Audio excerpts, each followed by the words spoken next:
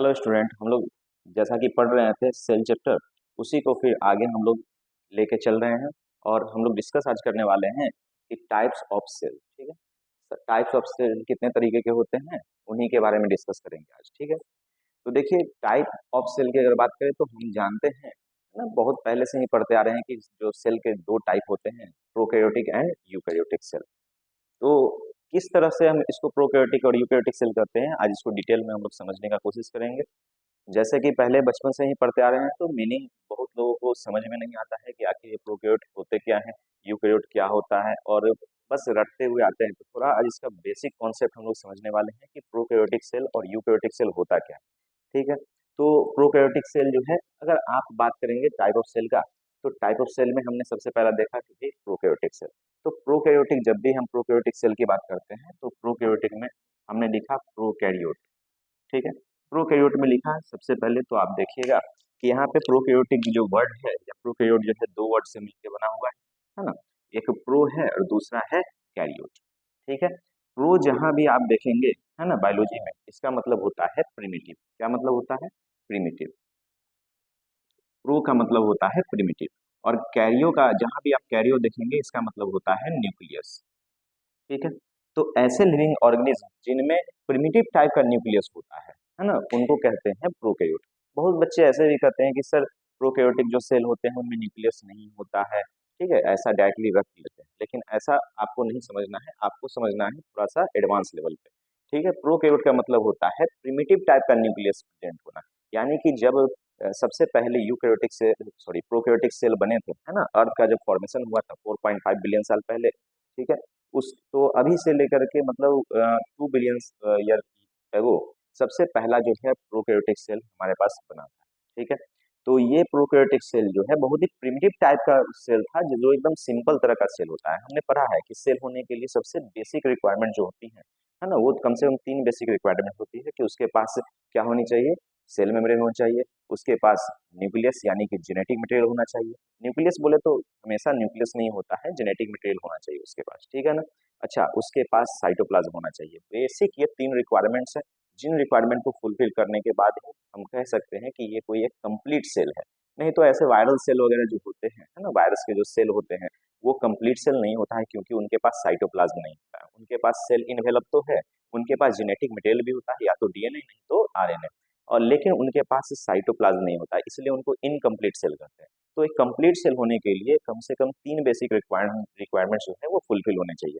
सबसे पहला है हमारे पास भाई सेल मेम्ब्रेन। सेल मेम्ब्रेन होना चाहिए उनके पास, यानी सेल इनवेलप होना चाहिए। ठीक है, उन और साइटोप्लाज्म होना चाहिए और जेनेटिक मटेरियल होना चाहिए। ये तीनों रिक्वायरमेंट्स फुलफिल हो तभी अपन कह सकते हैं कि ये कोई एक कंप्लीट सेल है। ठीक है, तो प्रोकैरियोटिक सेल जब सबसे पहले, जब अर्थ के फॉर्मेशन के बाद सबसे पहला जो सेल बना था, वो प्रोकैरियोटिक सेल था। हम लोग क्लास 12 में एवोल्यूशन में फिर इसके बारे में डिटेल में स्टडी करेंगे। ठीक है, तो जो प्रोकैरियोटिक सेल है वो सबसे पहले बनने वाली सेल है, और इनमें जो जेनेटिक मटेरियल जो है वो कुछ नॉन हिस्टोन प्रोटीन के साथ आपस में लिपट लिपट करके एक कंडेंस स्ट्रक्चर बनाता है, and that is called nuclide.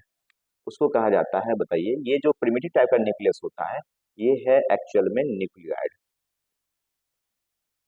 ठीक है, तो प्रोकैरियोट जो हमारे पास सेल होंगे, उनके पास ट्रू न्यूक्लियस नहीं होगा, मतलब कि ट्रू न्यूक्लियस एब्सेंट होगा, लेकिन फॉल्स टाइप का न्यूक्लियस जो होता है, यानी कि प्रिमिटिव टाइप का जो न्यूक्लियस होता है, बहुत ही प्राचीनतम, बहुत ही पुराने तरह का, जो सबसे सिंपल तरह का जो न्यूक्लियस हो सकता है। और जानते हैं हम लोग पहले से भी, ठीक है, कि प्रोकैरियोटिक सेल के पास जो है हिस्टोन प्रोटीन भी एब्सेंट रहता है। तो हिस्टोन प्रोटीन नहीं होगा, इनमें भाई जो पैकेजिंग है वो डीएनए का उतना अच्छा पैकेजिंग नहीं होता है। इनमें नॉन हिस्टोन प्रोटीन पाए जाते हैं, तो नॉन हिस्टोन प्रोटीन में जो डीएनए लिपट करके और बनाता है एक condense structure, and that structure is known as nucleoid. Okay, तो न्यूक्लियाइड होता है इनमें, मतलब कि इनमें जो है, मतलब ट्रू न्यूक्लियस नहीं होगा, है ना। जैसा कि बताइए यूकैरियोटिक सेल में ट्रू न्यूक्लियस पाया जाता है। ट्रू न्यूक्लियस देखिए यहाँ पे, जैसा कि अभी हमने एक कंबाइंड सेल बना दिया है, प्लांट एंड एनिमल सेल का जनरल सेल, ऐसे ही समझाने के लिए। ये कोई प्लांट सेल नहीं है या कोई एनिमल सेल नहीं है, हमने सारे कंपोनेंट्स एक ही सेल में बना दिए हैं। ठीक है, कुछ समझाने के लिए बस, ताकि डिफरेंट डिफरेंट हमारे पास जो डायग्राम है उनको नहीं बनाना पड़े। तो एक जो हमने ये स्ट्रक्चर बनाया है, उसमें आप देख सकते हैं कि ये अपन बनाया है न्यूक्लियस। ठीक है, तो न्यूक्लियस जो बनाया है, वो न्यूक्लियस जो है उनमें ये सब जो देख रहे हैं आप, ये सब है न्यूक्लियर पोल। ठीक है, और ये न्यूक्लियस है, और न्यूक्लियस के अंदर जो है जेनेटिक मटेरियल है, ठीक है। और जेनेटिक मटेरियल जो है वो क्रोमेटिन फाइबर के फॉर्म में देख रहे हैं, और ये क्रोमेटिन फाइबर जो है बनते हैं हिस्टोन प्रोटीन के ऊपर, हिस्टोन ऑक्टामर के ऊपर, डीएनए लिपट लिपट करके, है ना। तो हिस्टोन प्रोटीन एक्चुअल में प्रोकैरियोट्स के पास हिस्टोन प्रोटीन नहीं होता है, नॉन हिस्टोन प्रोटीन होता है। इसी की वजह से इनके पास जो है ट्रू मतलब कि सही तरह का भाई जो जेनेटिक मटेरियल का जो हमारे पास स्ट्रक्चर होना चाहिए उस तरीके का स्ट्रक्चर इनके पास मतलब नहीं है, ठीक है। और ठीक तरीके से ये एक मेम्ब्रेन से बाउंडेड नहीं है, इसलिए इनको हम लोग बोल सकते हैं कि इनके पास जो न्यूक्लियस होता है वो न्यूक्लियस कैसा होगा, बहुत ही प्रिमिटिव टाइप का होगा, बहुत ही सिंपल तरह का होगा, क्योंकि इनके पास बाहर से कोई भी है ना मेम्ब्रेन बाउंड सेल ऑर्गेनेल नहीं है। यानी कि बताइए इनके पास जो है न्यूक्लियस भी नहीं है जो इनके जेनेटिक मटेरियल को कवर करके रखता है, तो इनके पास ट्रू न्यूक्लियस नहीं होता। एक्चुअल में ट्रू न्यूक्लियस कब कहेंगे, जब बताइए ट्रू न्यूक्लियस हो इसमें। न्यूक्लियस कैसा, मतलब मेम्ब्रेन बाउंड न्यूक्लियस, है ना। यहाँ मेम्ब्रेन बाउंड न्यूक्लियस नहीं है। हम जानते हैं कि प्रोकैरियोट्स में किसी भी तरह का membrane bound cell organelle present नहीं होता है, ठीक है ना, किसी भी तरह का।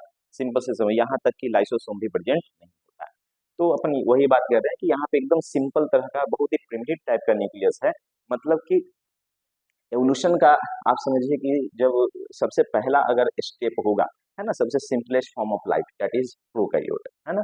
तो प्रोकैरियोट के पास इनके बिल्कुल ही न्यूक्लियस भाई प्रिमिटिव टाइप का है, जिनको अपन क्या कहते हैं, न्यूक्लियाइड, ठीक है, याद रखना है। और प्रोकैरियोटिक जो सेल होंगे इनके पास जो है कोई भी मेम्ब्रेन बाउंड सेल ऑर्गेनल आपको नहीं देखने को मिलेगा, ठीक है ना। ऐसे सेल को अपन कहते हैं प्रोकैरियोट। एक्चुअल में प्रोकैरियोटिक सेल्स के बारे में हम लोग जो है चैप्टर 2 में डिटेल में स्टडी करेंगे ही, मोनरा किंगडम में, ठीक है। तो मोनरा में हमको पढ़ना ही है प्रोकैरियोट्स के बारे में, तो फिर वहां पे देख लेंगे डिटेल में, ठीक है ना। क्योंकि ऐसे बता पाना अभी थोड़ा सा ऐसे टाइप बस देख रहे हैं, तो उसमें इतना सारा डिटेल में स्टडी करना पॉसिबल नहीं है ना। तो देखते हैं उसके बाद हमारे पास है। अच्छा, प्रोकैरियोटिक सेल में अपन लिखे हैं कि प्रिमिटिव टाइप का न्यूक्लियस होता है, और कुछ एग्जांपल्स अपन लिख दिए, और जो भी एग्जांपल आप देख सकते हैं ये सारे के सारे एग्जांपल जो है मोनरा किंगडम के एग्जांपल है, जैसे कि यू बैक्टीरिया, साइनोबैक्टीरिया, आर्कीबैक्टीरिया, है ना, और माइकोप्लाज्मा, ये सब के सब जो है हमारे पास एग्जाम्पल है किसके, बताइए, मोनरा किंगडम के। यानी कि बैक्टीरिया जो होंगे बहुत ही सिंपल तरह के सेल होते हैं, मतलब प्रोकैरियोटिक सेल होते हैं। हम जानते हैं कि जब क्लासिफिकेशन किया गया था तो 5 किंगडम क्लासिफिकेशन में हमने मोनरा में किसको रखा है, यूनिसेलुलर प्रोकैरियोट्स को। तो वहां पे फिर प्रोकैरियोट के बारे में हमको डिटेल स्टडी करना ही है, तो अपन वहीं पे डिटेल स्टडी कर लेंगे, ठीक है। तो देखिए यहाँ पे फिर आता है हमारे पास यूकैरियोटिक सेल। यूकैरियोटिक सेल के पास जो है ना डेवलप टाइप का न्यूक्लियस पाया जाएगा, यानी कि मोस्ट एडवांस टाइप का न्यूक्लियस पाया जाएगा। मतलब कि इसी प्रोकैरियोट सेल में एवोल्यूशन के दौरान बहुत सारे चेंजेस देखने को मिले, और वो चेंजेस के बाद इनमें भाई न्यूक्लियस जो है बहुत ही डेवलप टाइप का हमारे पास न्यूक्लियस, यानी कि एडवांस टाइप का न्यूक्लियस देखने को मिलता है, ठीक है। तो ये सब एवोल्यूशन का ही नतीजा है, जिसकी वजह से बताइए यूकैरियोटिक सेल बने हैं जो कि एडवांस तरह के बने हैं, ठीक है। और जानते हैं कि मोनरा किंगडम में ही सिर्फ और सिर्फ प्रोकैरियोट को अपन रखे हैं, तो बाद बाकी जितने भी हमारे पास किंगडम बच गए, जैसे कि protista, fungi, plantae, animalia, all kingdom are eukaryotes, है ना। बात समझे क्या, जितने भी इस किंगडम में मतलब प्रोटिस्ट मोनरा को छोड़ करके बाद बाकी जितने भी किंगडम हैं उनमें किनको रिप्लेस किया गया है, यूकैरियोटिक सेल्स को। यूकैरियोटिक सेल में ट्रू न्यूक्लियस होता है, और इनमें मेम्ब्रेन बाउंड सेल ऑर्गेनल भी पाए जाते हैं, ठीक है। या तो वो single membrane bound cell organelle हो, या फिर double membrane bound cell organelle, जैसे कि माइटोकॉन्ड्रिया, क्लोरोप्लास्ट वगैरह, ठीक है ना। Single membrane bound cell organelle अपन जानते ही है, वैक्यूल होता है, लाइसोसोम होता है, ये सब बचपन में हम लोगों ने पढ़ा था, ठीक है।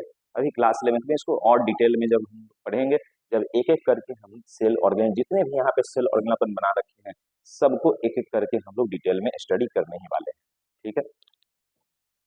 देखिए यहाँ पे फिर हम सेल के बारे में देख रहे हैं कि सेल जो है ये कम से कम इनके पास 3 बेसिक रिक्वायरमेंट्स होनी चाहिए, जो कि हमारे पास सेल इनवेलप है, साइटोप्लाज्म है, न्यूक्लियस है। सेल इनवेलप में हमने कहा है कि भाई सेल इनवेलप में या तो सेल मेम्ब्रेन हो तो सेल वॉल होता है ना। सेल इनवेलप जो है सेल मेम्ब्रेन और सेल वॉल से मिलके बनता है। ऐसा जरूरी नहीं है कि सारे के सारे लिविंग ऑर्गेनिज्म में है ना सेल वॉल प्रेजेंट ही है। हम जानते हैं कि सेल वॉल जो है बैक्टीरिया, प्रोटिस्टा में भी देखने को मिल सकता है ना, फंगी में देखने को मिलता है, प्लांटी में देखने को मिलता है, जबकि एनिमेलिया में नहीं देखने को मिलता है ना।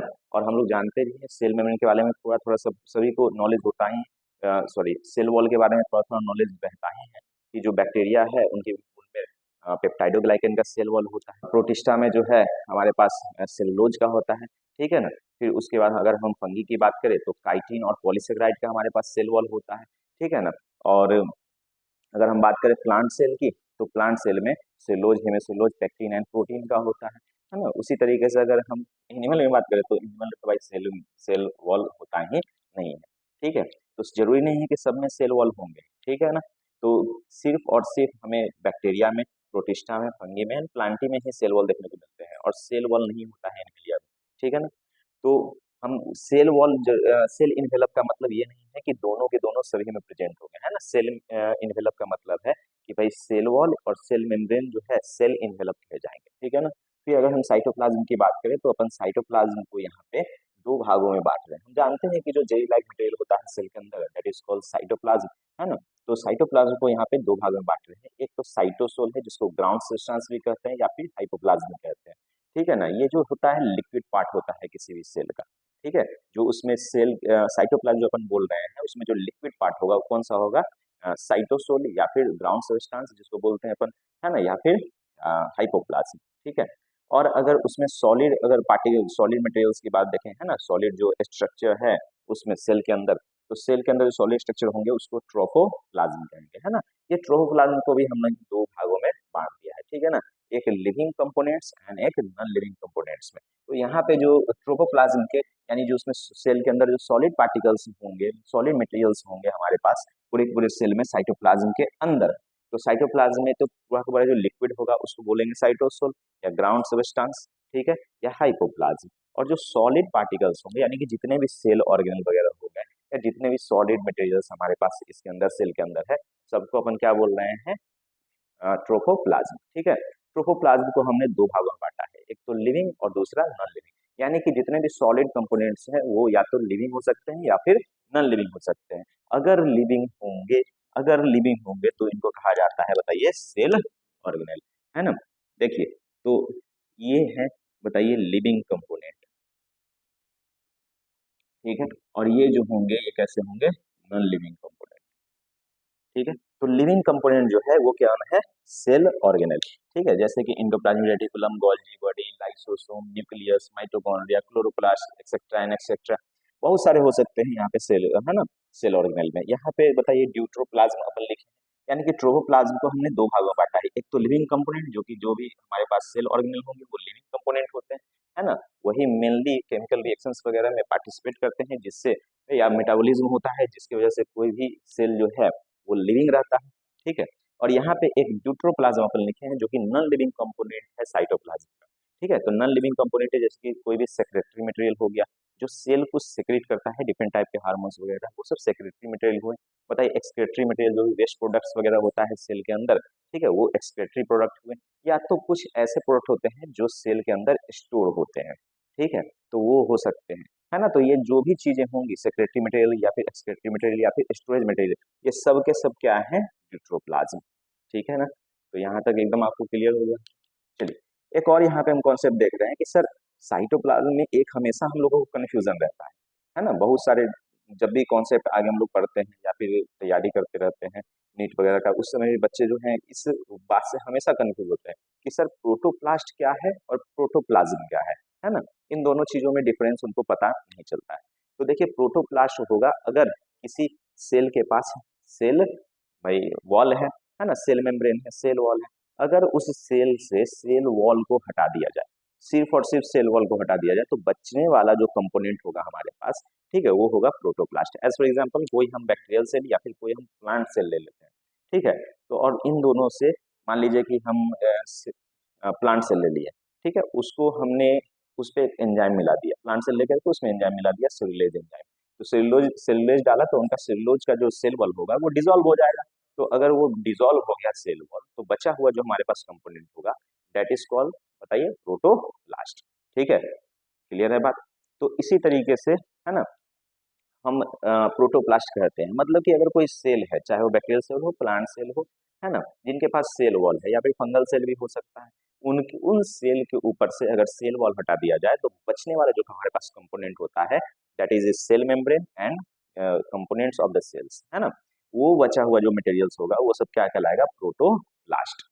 उसको प्रोटोप्लास्ट कहते हैं, ठीक है। अगर प्रोटोप्लाज्म की बात करें तो अगर हम कोई हमारे पास सेल है और सेल के ऊपर से अगर हमने सेल वॉल हटा दिया और साथ ही साथ हमने भी सेल मेम्ब्रेन भी हटा दिया, दोनों चीजें इसमें से हटा दिया, तो क्या बचेगा हमारे पास? सिर्फ और सिर्फ प्रोटोप्लाज्म। और कई सारे एक्सपेरिमेंट होंगे, जैसे कि हमने ग्रिफिथ का एक्सपेरिमेंट वगैरह भी देखा था, ठीक है ना, या फिर ग्रिफिथ के एक्सपेरिमेंट के बाद जो एवरी मैक्लाडर मैकार्टी जो क्लास 12 में हम लोगों को पढ़ना है, उन वाले एक्सपेरिमेंट में भी ग्रिफिथ के एक्सपेरिमेंट को ही आगे बढ़ाते हुए उन्होंने प्रोटोप्लाज्म का यूज किया था, ठीक है। तो वो सब आगे हम लोग क्लास 12 में देखेंगे, है ना। तो प्रोटोप्लाज्म कई से जगह पे हम लोग यूज करने वाले हैं एक्चुअल बायोलॉजी में, तो बहुत सारे बच्चे कंफ्यूज हो जाते हैं, तो इसके लिए आप ध्यान रखें कि अगर किसी सेल से सेल वॉल केवल हटाया जाए, सिर्फ और सिर्फ सेल वॉल हटाया जाए, तो बचने वाला जो कंपोनेंट होता है वो होता है प्रोटोप्लास्ट। और किसी सेल से अगर बताइए सेल वॉल हटा दिया जाए और सेल मेम्ब्रेन भी हटा दिया जाए, तो सिर्फ बचने वाले जो कंपोनेंट होते हैं अंदर में लिक्विड जो बचा और जो भी सेल ऑर्गेनल बचे, दैट इज कॉल्ड प्रोटोप्लाज्म, ठीक है ना। हो सकता है कि वो प्रोकैरियोटिक सेल का भी प्रोटोप्लाज्म हो जिसमें कोई सेल ऑर्गेनल नहीं हो, या तो हो सकता है कि यूकैरियोटिक का हो जिसमें कोई सेल ऑर्गेनल भी हो सकते हैं, ठीक है ना। तो ये होता है प्रोटोप्लास्ट और प्रोटोप्लाज्म में अंतर। तो हमेशा याद रखेंगे, बहुत सारे जगह जब सेंट्रीफ्यूगेशन वगैरह करना पड़ेगा हम लोगों को, तो वहां पे हम लोग यूज करेंगे ये सब टर्म को, ठीक है। देखिए हम एक जनरल तरह का सेल बना रखे हैं, ठीक है ना, यहाँ पे एक जनरल टाइप का सेल बना रखे हैं ताकि दो डिफरेंट डिफरेंट सेल हमको नहीं बनाना पड़े, ठीक है।